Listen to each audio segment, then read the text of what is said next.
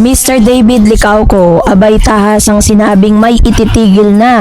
At itong si Barbie Fortesa ay napagkamalang Viva Max. Papasok na daw sa Viva Max dahil sa kanyang video na inilabas kamakailan lamang. But before that, ipan ngayon ang ilan sa mga videos no na lumabas dito kay Miss Barbie Fortesa sa kanya pong IG at sa kanyang Instagram stories kung saan si Miss Barbie po ay tila parang meron po siyang labas yung kanyang dibdib, tapos nakalabas yung bra, 'di ba? Tapos parang ito yung unang pagkakataon na nakita nila si Miss Barbie Fortesa na ganito yung itsura.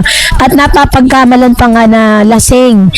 At sinasabing si Miss Barbie Fortesa daw is the next Viva or the next yung Viva Max artist dahil daw sa kanya mga datingan kasi siguro po yung nag-comment po na yan is parang nanibago siya dun sa itsura ni Miss Barbie, although hindi may kakailan na talagang parang siya ay galing sa isang yung good time si Miss Barbie, tas nalasing nag-video ganyan, kaya ganun po yung kanyang outfit that time. Pero at the same time, syempre may mga bashers at may mga talagang nag-aantay kung ano yung pagkakamali na ilalabas ni Barbie.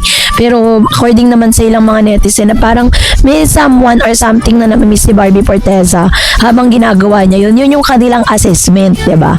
At syempre po, isa rin sa mga pinaghahandaan ngayon ni Miss Barbie Fortesa ang isa sa pinakamalaking pelikulang gagawin nila ni Miss Sharon Cuneta ng Honor Diary Mother. Kung dati po is nakasama po ni Miss Sharon Cuneta si Alden, ngayon naman si Barbie Fortesa ang kanyang napili para maging isa sa mga leading star ng bago nitong pelikula. And that's really a dream come true for Miss Barbie Fortesa. Kaya kaabang-abang ang ilan sa mga eksenang gagawin po nila. At inaabangan din natin ang ilan sa mga teaser, So, yung kanila pong drama is a family drama series slated for release sa Prime Video this year. So, mapapanood po siya sa pay-per-view. The project pairs the two for the first time as on-screen mother and strange daughter. O parang strange daughter, parang medyo hindi kagandahan yung kanilang relationship bilang mag-ina. At dito natin makikita yung galing, yung pagiging intensity actress. Paano nga ba magiging mas intensify yung career ni Miss Barbie Fortesa sa kanyang pagganap bilang daughter ni Miss Sharon Cuneta? At alam natin si Sharon is one of the talagang masasabi nating premyadang actress, 'di ba? At talagang magaling na actress 'yan. Kaya nabibigyan niya ng justice yung mga karakter na kanyang ginagampanan. At yun po yung isa sa mga kaabang-abang ngayon. So kaya naman abangan po natin yan at supportahan natin ang proyektong paparating ni Miss Barbie Fortesa. Isa naman po sa mga talagang tinawanan lang talaga ng mga bashers at tinawanan ng ilang mga fans ni Mr. David Licauco, kung saan ng Abante Tonight ay naglabas ng ilang article na si David Licauco di umano ay ititigil muna ang pagpapatakam. Ano kaya ibig sabihin? Kung si Barbie po ay napagkamalang Viva Max sa artist, ito naman si David, dati kasi diba lumalabas po siya na parang sexy siya, na matatanda ang ilang beses na siyang nagmodel at rumampa na naka-underwear sa mga fashion show at sa mga billboard poster. Pero ngayon nga ay wala muna raw plano si David na bumalik sa pagpapasexy. Sabi niya, maybe let's see, I'm not sure. I think actually marami na nagtatanong sa akin kung gusto ko siyang gawin. But at this point, hindi muna. But maybe in the future, let's see. Say ni David. Happy naman siya tuwing rumaraan pa sa Bench Fashion Week show dahil isa ito sa mga naniniwala sa kanya nung hindi pa raw siya kilala. Sa ngayon ay nagfo-focus si David na mabawi ang fastest Filipino record Hyrox na kilala bilang The Marathon of Fitness. Last time, sabi niya nung nag-run daw siya sa Hyrox event, nakuha niya yung record ng fastest Filipino sa open division.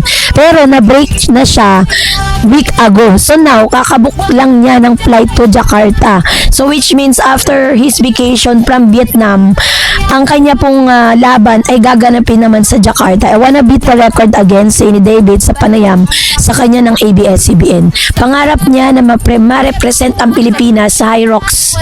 For me naman, Hyrox kasi yung competitiveness ko bumabalik. Yun yung pinakagusto ko doing Hyrox. And yeah, I have always dreamed of representing the Philippines in the same way. Like maybe basketball before, diba? Pero hindi naman nag-work. So now, I really want to represent the Philippines this time sa Hyrox naman. Parang katulad ng isang sa age kasi ni Mr. David Licauco bago siya mag-settle down. 'Di ba? Parang sinusubukan niya muna lahat, ini-enjoy niya muna lahat.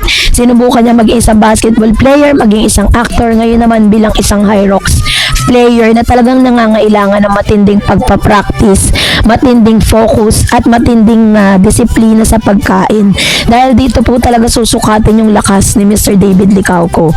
Sabi niya, so let's see, gusto ko maging proud yung mga Pilipino sa akin. Samantalang may mga fanay naman ni David na umaasang in the future ay magpapasexy ang aktor at magpapatakam sa kanila.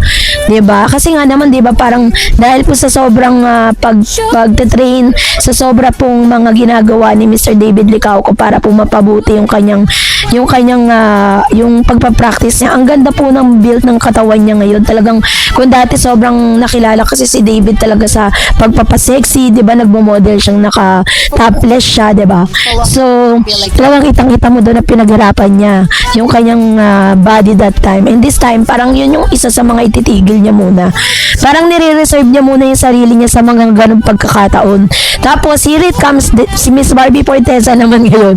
May mga paklibabang, di ba? May paklibage na siya ngayon na pinilalabas sa publiko na pinagtaka ng ilang mga netizen. May kinalaman kaya yun sa karakter na gagampanan niya sa kanya pong bagong Prime Video, no? Sa kanyang bagong series na mapapanood sa Prime Video, kasama po ang isang bonggang actress na si Miss Sharon Cuneta, sa the megastar Sharon Cuneta.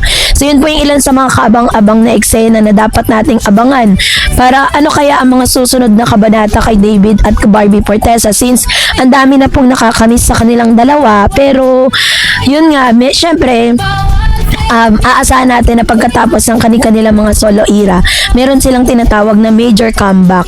Yun po yung dapat nating abangan for now.